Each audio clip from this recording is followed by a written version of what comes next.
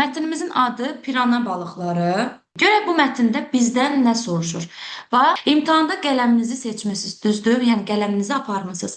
Altından xətt çəkməmək şərti ilə sadəcə mən indi altından xətt çəkib göstərirəm.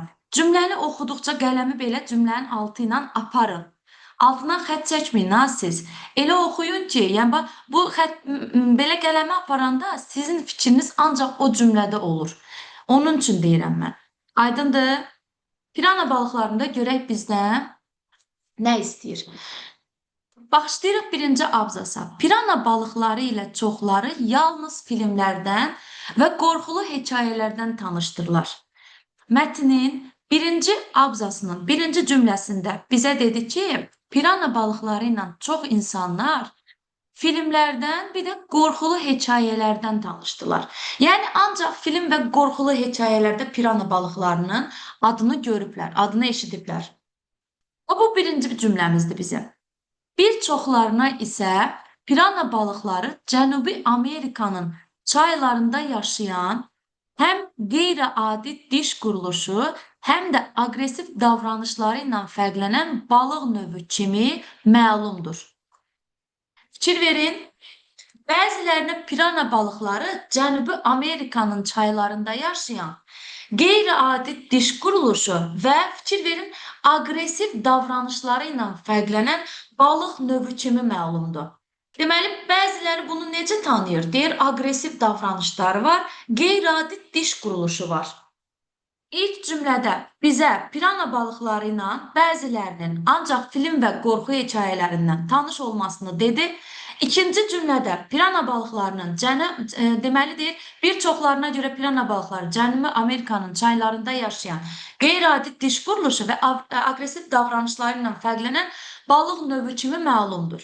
Baxın, ən çox Amazon, Orinoco'dur nədir? Baxın, çayın adıdır. A-nandır, O-nandır, dəqiq bilmirəm. Yazıldığı kimi oxuyacağım. Orinoco və Parana çaylarında rast gəlinən bu balıqlar adətən 20-30 santimetr uzunluğunda olur. Bax, fikir verin, daha çox hansı çaylarda oldu? Daha çox Amazon, Orinoco, Parana çaylarında olur. 20-30 santimetr uzunluğunda olur. Bəzi növlərinin uzunluğu isə 40 santimetrə çatır. Qırmızı qarın pirana adlanan bu növ, bax, 40 santimetrə çatanı haqqında məlumat verir. Qırmızı qarın pirana adlanan bu növ ən məşhur və daha çox tədqiq edilən nümayəndədir. Bax, qırmızı qarın pirana adlanan bu növ ən məşhur və daha çox tədqiq edilən nümayəndədir. Bildiniz? Mətnin ilk abzasında sizə nə qaranlıq qaldı? İlk abzasında nəyi başa düşmədiniz? Tədqiq araşdırılan deməkdir. Sadəcə burada nümayəndə sözü görürük ki, nəsə yerində işlənməyib. Nümayəndədir. Biraz görürsünüz, nəsə yerində işlənməyibdir. Sizə də yəqin ki, bu cümlə nəyisə dedi. Aha, publistik üslubdadır. Getdik ikinci abzasımıza. Oxuyuruq ikinci abzası. Pirana balıqları uzun illərdir ki, filmlərdə və mətbuatda yırtıcı canavar obrazında təqdim olunur. Yenə filmdən danışdı. Burada da danışmışdı, burada da. Deyir, pirana balıqları uzun illərdir ki, filmlərdə və mətbuatda yırtıcı canavar obrazında təqdim olunur. Yırtıcı canavar obrazında. Xüsusilə 1978-ci ildə çəkilmiş Piranha filmi bu stereotipləri daha da gücləndirdi. Uşaqlar, stereotip nə deməkdir? Bilirsiniz nə? Daşlaşmış fikir. Daşlaşmış fikir, tipikaj. Yəni nə deməkdir? Bu fikir artıq daşlaşıb. Stereotip bu deməkdir. Yəni, bu fikir bilirsiniz nətər? Məsələn, sən özündən misal üçün də beyninə hopdurmusan ki, mən zərfi bilmirəm. Mən zərfi bilmirəm və ona da inanırsan. Amma sən, məsələn, zərfi öyrənməyə çalışsan, görsən zərfi yaxşı bilirsən, o stereotipi qırmağa çalışasan artıq, qırılacaq. Baxaq, xüsusilə 78-ci ildə çəkilmiş Piranha filmi bu stereotipləri daha da gücləndirdi. Deməli, Piranha filmində də yırtıcı canavar obrazında olubdu bu balıq. yırtıcı canavar obrazında olub ki, həqiqətən də bu stereotipi gücləndiribdir. Halbuki elmi araşdırmalar onu göstərir ki, bu canlılar daha çox leş yeyənlərdir. Yalnız ekstremal şəraitdə, məsələn, suyun səviyyəsi azaldıqda və ya qida qıtlığı baş verdikdə aqressiv davranışlar sərgiləyə, eyni zamanda insanlar və müxtəlif canlılar üçün təhlükə yarada bilirlər. İndi sən demə, bu stereotiplərin hamısı əslində yalan imiş. Bunu elmi araşdırmalar sübut eləyibdir. Elmi araşdırma olubdur deməli. Elmi araşdırmalar göstərib ki, bu canlılar, bu balıqlar leş yeyənlərdir. Və nə zaman təhlükəli olurlar uşaqlar? Ekstremal şəraitdə, suyun səviyyəsi azaldıqda, qida qıtlığı baş verdikdə aqressiv olurlar. Ekstremal şəraitdə, suyun səviyyəsi azalanda, qida qıtlığı baş verəndə aqressiv olurlar. Və insanlar, canlılar üçün təhlükə yarada bilirlər. Amma normalda adam kimidirlər. Hamıda o xüsusiyyət var da, ac olanda vəhşiyə dönür. Bildiniz? Yaxşı, ekstremal şərait deyilir. Ekstremal nədir? Ekstremal nədir? Qeyri-adi, təhlükəli, təbii fəlakət. Yəni, adi şəraitdə olmayan, çətin şərait, qeyri-adi şərait. Bildiniz? Budur. Getdik. 20-ci əsrin 70-ci illərində tanınmış Amerikalı bioloq Herbert Axelrod tərəfindən aparılan elmi araşdırmalar göstərdi ki, piranalar əsasən zəif, yaralı və ya ölmüş heyvanlarla qidalanır. Deməli, 20-ci əsrin 70-ci illərində kim? Amerikalı bioloq Herbert Axelrod. Amerikalı bioloq Herbert Axelrod tərəfindən elmi araşdırma aparılıbdır və göstərib ki, piranalar əsasən zəif, yaralı, ölmüş heyvanlarla qidalanır. Piranalar. Bu araşdırmanın nəticələri pirana balıqlarının indiyə qədər insanlar tərəfindən formalaşdırılmış obrazlarına zidd idi. Uşaqlar, deməli, o stereotiplər nə zaman qırıldı? 20-ci əsrin 70-ci illərində gördünüz, elmi araşdırma aparılıb və elmi araşdırmada Herbert Axelrod deyib ki, indiyə qədər insanlar tərəfindən formalaşdırılmış obrazlarına zidd idi. Aydındır? Nadir ola bilər. Yəni, bəli, zəif, yaralı, ölmüş heyvanlarla qidalanırlar da, leş yeyənlər də. Onların iti, üçbucaq formalı dişləri sümük və iti asanlıqla parçalamağa imkan verir. Mətnin bu abzasına keçdik, 3-cü abzasında. Pirana balıqlarının üçbucaq formalı dişləri sümük və əti asanlıqla parçalamağa imkan verir. Maraqlıdır ki, bu dişlər mütəşəkkil olaraq tökülür və yerinə yeniləri yetişir. Uşaqlar, bax, davamlı olaraq bunların dişləri tökülür, mütəşəkkil şəkildə dişləri tökülür, yerinə yeniləri yetişir. Bu isə onlara davamlı ov qabiliyyəti qazandırır. Yəni, o dişlərinin hesabına, gücü dişlərindədir. Mütəşəkkil nizamlı, davamlı olaraq təşkil olunmuş piranalar dəstə şəklində üzür və onların ov zamanı daha koordinasiyalı hərəkət etmələrini təmin edir. Deməli, piranalar dəstə şəklində üzür. Görürsünüz, tək gəzə bilmirlər. Tək gəzə bilmirlər. Onların ov zamanı daha koordinasiyalı hərəkət etmələrini təmin edir. Koordinasiyalı nədir? Koordinasiya bilirsiniz nə demək? Uşaqlar, effektiv nəticə almaq üçün, yaxşı nəticə almaq üçün. Koordinasiya effektiv nəticə belə. Tək qorxurlar. Nəysə, hə. Baxaq, bu balıqlar ekosistem üçün də mühüm əhəmiyyət daşıyır. Bax, 4-cü abzasda. ekosistem üçün mühüm əhəmiyyət daşıyır. Görək bunların mühüm əhəmiyyət daşıması nədir? Ekoloji tarazlığın qorunmasında əvəzsiz rol oynayırlar. Belə ki, onlar çaylarda həyatını itirmiş canlıları və tullantıları parçalayaraq təmizləyici funksiyanı yerinə yetirir. Yəni təbiət üçün mühümdür. Çaylarda həyatını itirən canlıları, tullantıları parçalayaraq təmizləyici funksiya yerinə yetirirlər. Bakteriyaların yayılmasının qarşısını alır, su hövzələrinin sağlamlığını təmin edirlər.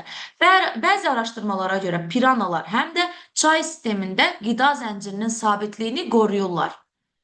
Baxın, bəzi araşdırmalara görə piranalar həm də çay sistemində qida zəncirinin sabitliyini qoruyurlar. Buna baxmayaraq, ictimaiyyət arasında onlara qarşı formalaşmış qorxu hissi görürsüz. İndi bax mətni oxumamış, hələ suala baxmamış. Gəlin bir dənə bunu tamamlayaq. Tamamlayın görün cümləni. Buna baxmayaraq, ictimaiyyət arasında onlara qarşı formalaşmış qorxu hissi nə deyə bilərsiniz? Buna baxmayaraq, ictimaiyyətdə hələ də onlara qarşı formalaşmış qorxu hissi davam edir. Hələ də davam edir. Davam edir. Qorxu hissi var. Sonra bax, olmur deyənlər. Fikir verin. Sizə dedi ki, pirana balıqları ekosistem üçün mühümdür. Pirana balıqlarının köməyi dəyir. Amma deyir, buna baxmayaraq, onlara qarşı formalaşmış qorxu hissi mövcuddur, var, davam edir. Keçmir, bəli, nə qəşəng sözlər yazdınız. Keçmir. Halbuki onlar təbiətin, gördünüz bax, halbuki ilə artıq o deməkdir ki, halbuki onlar təbiətin, xüsusən də suların sanitarlarıdır. Yəni təmizləyir, bitmir də onlar, bəli. Mütəxəssislər bildirirlər ki, pirana balıqları ilə bağlı yanlış təsəvvürlər media və fantastik ədəbiyyatın təsiri ilə formalaşmışdır. Deməli, uşaqlar, mütəxəssislər nəyi bildirir? Deyir ki, bax, bu təsəvvür var, ha? Bunlarla bağlı təsəvvürlər media və fantastik ədəbiyyatın təsiri ilə formalaşıbdır. Bədii tarazlıq baxımından onlar əvəzolunmaz canlılardır. Bu oldu bizim pirana balıqları haqqında olan mətnimiz. Gəlin baxaq. Mətnə əsasən cədvələ uyğun fikirləri müəyyənləşdirin. Gəlin cədvələ uyğun fikirlərə baxaq. Baxırıq 21-ci suala. Mətnə əsasən cədvələ uyğun fikirlər. Düz fikirlər istəyir. Piranalar əsasən həyatları üçün təhlükəli vəziyyət yarananda aqressiv davranırlar. Uşaqlar, bir düzdür. O qədər mətn oxuruq da, tələsməyin. Niyə tələsirsiniz ki? Bir düzdür. Bəli. Çünki dedilər, onlar ancaq ekstremal şəraitdə aqressiv ola bilərlər. Hətta kimsə dedi ki, mən deyəsən piranayam. Ac olanda, ekstremal şəraitdə pis olur. Piranalar yaşadıkları okeanlarda ekoloji tarazlığı qoruyurlar. Bir iki yazanlar. Keçən il qəbul imtahanında birbaşa bu fikir var idi. Uşaqlar, bax, dim tapmacadan istifadə eləyir. Piranalar okeanlarda yaşayır. Mənə niyə danışdırırsınız? Sizə 100 dənə çay adı çəkdim. Hələ sizin yadınızda qalsın deyə dedim ki, bu çay nətər oxunur? Bu çay nətər oxunur? Okean yox. Nə olmalıdır? Çay. Getdi. İçini çıxdıq. Gördünüz, adamı belə çaşdırırlar. Yaxşı oldu, acab oldu. İndi keçdi yanlışlara. 2 getdi. Uzunluqları 20-30 santimetr olan piranalar daha çox tədqiq edilib. Bunu da oxuyanda vurğuladım. Daha çox hansı piranalar tədqiq edilib? Hətta biri soruşdu, müəllim, tədqiq nə deməkdir? 40 santimetr olan tədqiq edilib. Nə idi o? Qırmızı qarını idi, nə idi? Düzdür, 40 santimetr olanlar. Bəli, yanlış fikir olduğuna görə yanlış yazdım. Sürü şəklində üzmələri onlara ov zamanı kömək olur. Deməli, bu düzdür. Sürü şəklində gəzirlər. 4-ü də çıxdıq. Nə qaldı? 1-3. Cavab oldu o variant. 1-3. Gəldik 22-ci suala. Mətndə çərçivə daxilində verilmiş söz, mətndə çərçivə ekoloji tarazlığın qorunmasında. Uşaqlar, buradakı tarazlıq, tərəzidəki tarazlıq deyil. Bildiniz? Tarazlıq, ekoloji tarazlıq. İndi gəlin baxın. Ekoloji tarazlıq odur ki, uşaqlar, ətraf mühitin öz keyfiyyətlərini bərpa etmək bacarıqları nəticəsində nisbi sabitlik və tarazlıq sabitlikdir. Budur. A-da yazır ki, ətraf mühitin orqanizmə təsir gücünə malik istənilən xüsusiyyəti, tərkib hissəsi bu ekoloji tarazlıq deyil axı. Ətraf mühit əgər orqanizmə təsir edirsə, bu tarazlıq deyil axı. Əslində o tarazlığı pozmuş sayılır. Getdi. Kənar təsirlərə baxmayaraq fiziki müvazinəti sabit saxlaya bilmək bacarığı, kənar təsirlərə baxmayaraq, burada ətraf mühitin özünü təmizləməsindən gedir söhbət. Ona görə B-də çıxdıq. Kənar təsirdən söhbət getmir. Müqayisə olunan iki müxtəlif predmetin eyni ağırlıqda olması bu adi tərəziyə aiddir. Söhbət adi tərəzinin tarazlığından getmir. Müstəvi üzərində təqdim olunan cismin üfüqi cəhətdən düzlüyü, söhbət cisimdən getmir axı. Bizə ətraf mühit lazımdır. Öz keyfiyyətini bərpa etmək bacarıqları nəticəsində nisbi sabitliyi. Çünki bu ölü heyvanları yeyərək ətraf mühiti təmizləyirdi. Aydındır? Ona görə doğru cavab D. Məna ilə tapa bilərsiniz. D variantıdır. Getdik. 23-ə baxaq. İstəyirsiniz mətni göstərin bir dəfə. Birinci baxın görün. Harda yayılıblar? Harda yayılıblar? Yayılmaları gördünüz? Aha. Sonra nə var? Yırtıcı canavar var. Yayılma, yırtıcı canavar. Gördünüz mü? İndi gəlin baxın mətnə. Deməli olacaq. Coğrafi yayılma. O çayların adını çəkir. 4. Düzdür?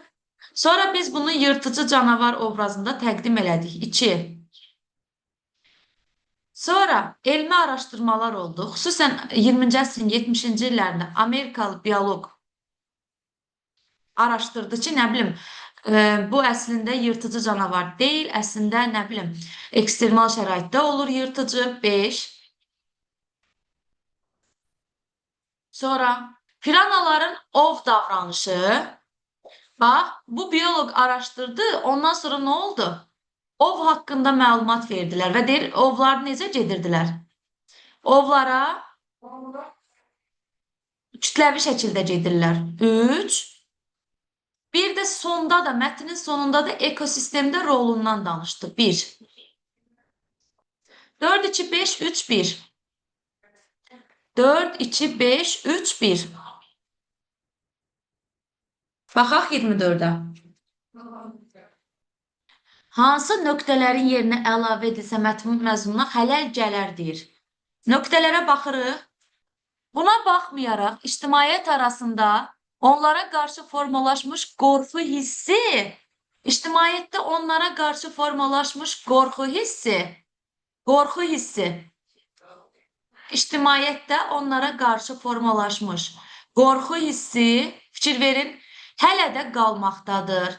Günümüzdə də rast gəlinəndir. İndiyə qədər mövcuddur. Bu gün də davam edir. Hamısı eyni tipli yazıb öz qüvvəsini itirmişdi. Hələ də onlara qarşı olan qorxu hissi öz qüvvəsini itirmişdi. Görürsünüz, mənasızdır. Aydındır, Y variantı. 25-ci suala baxırıq. Piranalar ölmüş canlılarla qidalanır. Və nəticədə nə olur? Çay suları bioloji tullantılardan təmizlənir. Piranaların ölmüş canlılarla qidalanmasının nəticəsində çay suları tullantıdan təmizlənir. Düz fikirdir. Suyun səviyyəsi azalır, qida qıtlığı yaranır. Nə olur? Onlarda aqressivlik yaranır. Deməli, düzdür. Kütləvi informasiya vasitələri, filmlər piranaları təhlükəli varlıq kimi təqdim edir və nəticədə insanlarda yanlış təsəvvür yaradır. Bəli, onları vəhşi kimi bilirlər. Pirana balıqları üzərində müşahidə aparılır. Onlar yalnız aqressivləşdiyi zaman zəif canlılarla qidalana bildiyi aşkarlanır. Yox, belə bir şey yoxdur axı. Müşahidə aparır və deyirlər ki, onlar adətən zəif canlılarla qidalanır. Amma ekstremal şəraitdə aqressivləşirlər. Yəni D variantı səhvdir. Mətndə belə bir cümlə yox idi. Bu balıqlar dəstə halında özür və ov zamanı fəaliyyətləri effektiv olur. Düzdür. Deməli cavab oldu D variantı. Uşaqlar, qapalı suallarımız asan idi. Bitdi qapalı suallar. Gəldik açıq suallara. Mətndə tünd qara hərflərlə verilmiş cümlədə düzgün işlədilməyən sözləri müəyyən edib uyğun cümlələrlə əvəz etməklə cümləni yenidən yazın. Tünd qara hərflərlə verilmiş cümlədə düzgün işlədilməyən sözü. Baxın, tünd qara hərflərlə verilmiş cümlə. Budur. Maraqlıdır ki, bu dişlər mütəşəkkil olaraq tökülür və yerinə yeniləri gəlir. Mütəşəkkil nə deməkdir? Həmişə demişəm ki, dim 2 dənə səhv məqam verir. Mütəşəkkil uşaqlar bilirsiniz nə deməkdir? Təşkil sözü ilə. Mütəşəkkili t, ş, ç, l. Təşkil olunmaq. Məsələn, deyil mütəşəkkil mübarizə. Yəni mübarizə təşkil olunub. Onların mütəşəkkil dəstəsi, yəni təşkil olunmuş.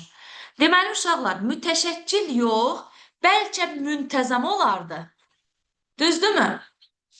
Davamlı, müntəzəm. Bu mütəşəkkili çıxacaq. Yerinə nə yazacaq? Davamlı olaraq tökülür, daimi olaraq, müntəzəm olaraq tökülür. Müntəzəm, daimi, davamlı olaraq tökülür. Bildiniz? Bir bu. Yerinə yeniləri yetişir. Bu almadır, armuddur, yerinə yenisi yetişsin. Diş yetişə bilir. Yeniləri törüyür və ya çıxır. Yeniləri çıxır. Adətən uşaqlar, dində bu hissədə 2 səhv məqam olur. Ancaq səhv məqamı düzəldirsiniz bu suallarda. Maraqlıdır ki, bu dişlər müntəzəm olaraq tökülür və yerinə yeniləri çıxır. Bu da belə getdi. Gələk 7-ci suala. Əsas mətnin və çərçivədəki mətnin aid olduğu üslubların səciyyəvi xüsusiyyətləri əsasında müqayisə cədvəlini tamamlayan fikirlər yazın. Balıqların tənəffüs orqanı əvəzinə xüsusi inkişaf etmiş qəlsəmələr mövcuddur. Bu qəlsəmələr sümüklü balıqlarda bütün bədəni əhatə edən 4-cü qruplar gülümsüyür. 4 qəlsəmə qövsü üzərində, lampiridlərdə isə 7 qəlsəmə qövsü üzərində yerləşir. Qəlsəmə boşluğunda yerləşən qəlsəmələr adətən operkulum adlı bir örtü ilə qorunur. Qəlsəmə yarığında böyüklüyünə və saylarına görə bir-birindən fərqlənən qəlsəmə dişçikləri, əks tərəfdə isə kapilyar qan damarlarından ibarət qəlsəmə üzgəcləri mövcuddur. İndi baxın, əsas mətn publisistik üslubdadır. Publisistik üsluba aid xüsusiyyətləri gəlin yazaq. Nə yaza bilərik? Publisistik üslub. Əsas mətnimiz bizim o pirana mətnləridir. Pirana mətni. Çərçivədəki mətn budur. Yazırıq ki, deməli, kütləvi. Kütləvi. Sonra publisistik üslub bilirsiniz ki, şifahi də olur, yazılı da olur. Yazırsınız. Şifahi və yazılı olması. Sonra yazılıq ki, aydındır. Aydın. Anlaşıqlı. Aydın anlaşıqlını yazdı. Burada qəzet, jurnalda yaza bilərsiniz. Mən ümumi şəkildə, məsələn, modeldə qəzet, jurnal verə bilər. Siz yaza bilərsiniz ki, kütləvi informasiya vasitələrinin dilidir. Kütləvi informasiya vasitələrinin dilidir. Qəzet və jurnal dilində təzahür edilir və s. Aydındır, anlaşıqdır, müxtəlif emosiyaları ifadə edir. Deyə bilərsiniz. Bəli.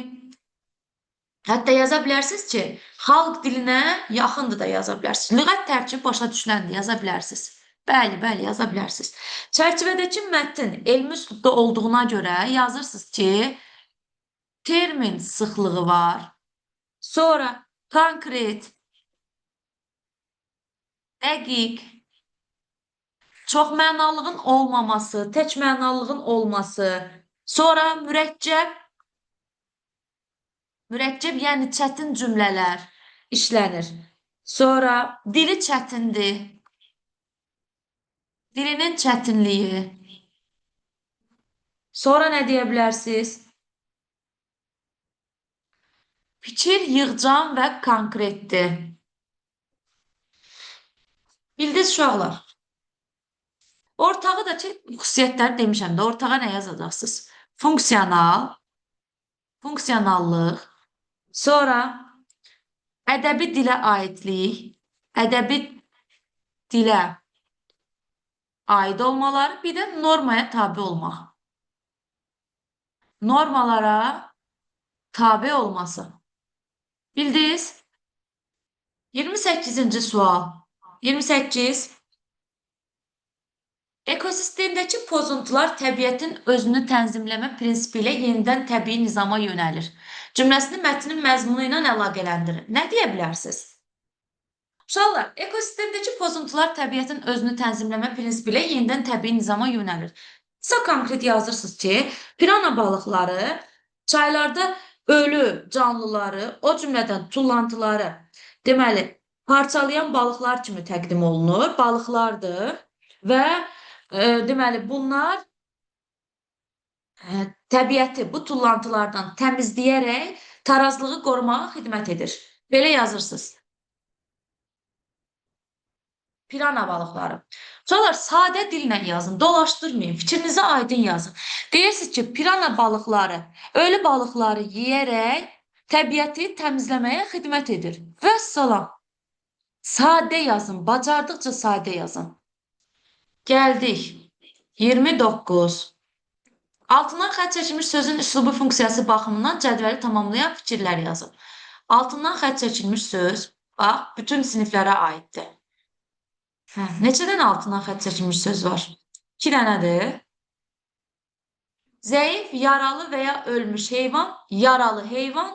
Bir də əti asanlıqla parçalamaq. Yaralı və ya parçalamaq.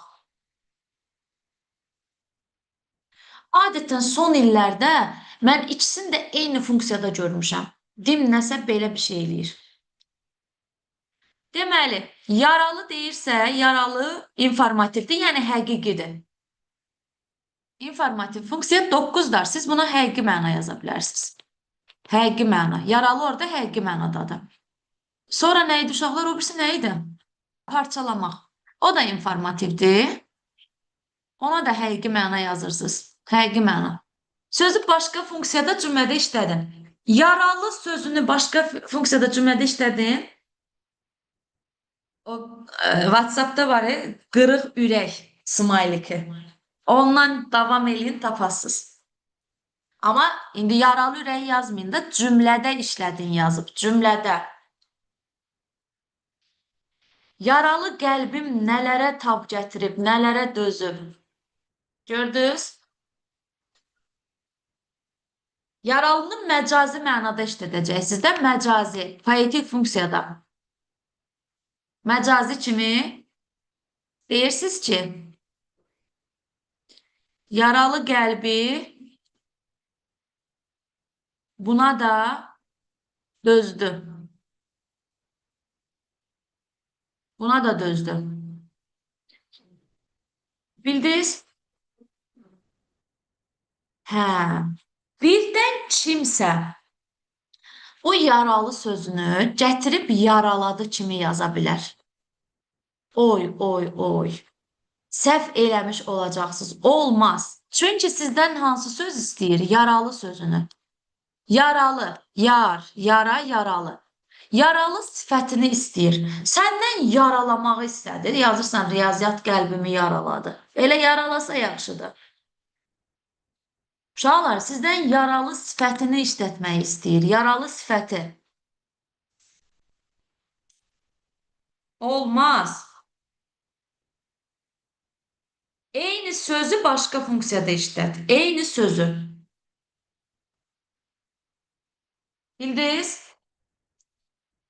İndi digər sözə baxaq. parçaladı. Ver o mənim qəlbimi parçaladı. Sözləri ilə qəlbimi parçaladı. Ürəyimi parçaladı. Sualları vəhşicəsinə parçaladı. Son olanlar ürəyimi parçaladı. Bəli. Yox. Bax, indi kimsə yazıb ki, qəlbim parçalandı olar. Sizdən hansı söz istəyir? Parçalayır sözündə, düzdür? Parçalayır. Başlanğıc forması nədir? Parçala. Siz başlanğıc formasına uyğun götürməlisiniz. Bunun başlanğıc forması nədir? Parçalamaq. Başlanğıc formasına qətiyyən parçalan yaza bilmərsiniz. Parçalan artıq başqa sözdür. Olmaz. Ürəyim parçalandı yazsanız səhv olacaq. Ürəyimi parçaladı yazın. Yəni başlanğıc forması parçala olan sözləri. Qrammatik şəkilçinin fərqi yoxdur. Nə qədər istəyirsiniz qrammatik şəkilçi yazın. Amma başlanğıc forma eyni olmalıdır. Bildiniz? 30-cu suala gəlin baxaq. Müddəa fakt. İndi əksinə həmişə fakt verirdilər, indi müddəa veriblər sizə. Amma imtahanda mən elə gözləmirəm. İmtahanda fakt verib müddəanı yazmağı gözləyirəm. Müddəa ümumi bir fikirdir, ortaya atılmış fikirdir və onu mətndən, faktla sübut eləməliyik. Piranaların ekosistemdə böyük rolu var. Uşaqlar, sübut eləyək rolu var. Deyirik ki, pirana balıqları yaralı, ölmüş heyvanlarla qidalanır. Ölmüş heyvanlarla qidalanırlar. Qidalanmaq. Sonra nə deyə bilərsiniz? Bakteriyaların yaranmasının qarşısını alırlar. Yaranmasını qarşısını alırlar. Sonra su hövzələrini təmiz saxlayırlar. Təmizləyici funksiya yerinə yetirirlər. Qida zəncirinin sabitliyini qoruyurlar. Tullantıları parçalayaraq təmizləyici funksiya yerinə yetirirlər. Bəli, olar, bəli. Mətndəki faktda eyni cümləni yaza bilərsiniz. İndi gəlin sizinlə bir, deyəcədim oyun oynayaq, nə oyunu? Gəlin, bax, belə bir şey eləyək. Sualı dəyişdim, başqa bir sual elədim. Bax, yazıb ki, mətbuatda pirana balıqları fərqli formada təqdim olunur. Təqdim olunur. Aha. İndi bura aid bir müddəa, bir dənə də fakt yazın. Müddəanı tapın görüm hələ. Müddəa. Nə deyirsiniz? Müddəa iddiadır. Onu faktla sübut eləməliyik. Mətbuatda pirana balıqları fərqli formada təqdim olunur. Faktda bunu yazmışam. Uşaqlar, müddəa odur ki, müddəa faktla sübut edilir. Yəni, müddəanı sən faktla sübut edirsən. Müddəa ortaya atılan iddiadır. Deyirəm ki, bax, birinci müddəam belə olar. Pirana balıqları neydi o? Yırtıcı canavar. Yırtıcı canavar obrazında göstərilir. Yırtıcı canavar obrazında göstərilir. Sübut mətbuatda elə təqdim olunur. Fakt olaraq da yaza bilərəm ki, filmlərdə, kinolarda pirana balıqlarını vəhşi kimi göstərirlər. Filmlərdə vəhşi kimi göstərirlər. Düzdür? Və ya başqa bunu da deyə bilərik. Bunu da deyə bilərəm. Gətirib fakta yazaram ki, pirana balıqları haqqında fərqli fərqli düşünənlər var, fərqli cür düşünülür, fərqli fikirlər var. Fərqli fikirlər var. Düzdür? Mətbuatda onu deməli fərqli formatda təqdim edirlər. Yazırsınız ki, elmi araşdırmalar pirana balıqlarının yalnız zəif heyvanlarla qidalandığını deyir. Əslində aqressiv olmadıqlarını deyir. Bəli, zid fikirlər ola bilər. Qəşəng, əhsən sizə. Bunu sildim. Yəni deyə bilərsiniz ki, müddəaya, pirana balıqları haqqında zid fikirlər var, fərqli fikirlər var. Yazarsınız, bəziləri onu vəhşi adlandırır, bəziləri də onları əslində zərərsiz olduğunu iddia eləyirlər. Bildiniz? Əsas odur ki, uşaqlar, müddəanın nə olduğunu başa düşdünüz. Müddəa irəli sürülən fikirdir. Məsələn, deyirəm ki, onlayn dərsdə hər kəs iştirak etməyib. Onlayn dərsdə iştirak eləməyənlər var. Ümumi bir fikir ortaya atdım. Bu müddəadır. Sübut eləyin. Məsələn, faktla deyirsiniz ki, Zəka, bu gün ayın 23-dür. 23 yanvar Azərbaycan dil dərsində iştirak eləmədi. Dəniz dərsdə yoxdur. Bildiniz indi? Yəni, müddəa əslində çox asandır, uşaqlar, ümumi bir fikirdir. Ortaya atdığın fikri faktla sübut eləməlisən. Bu da adlanır tezis. Yaxşı uşaqlar, sağ olun, hələlik, özünüzə yaxşı baxın.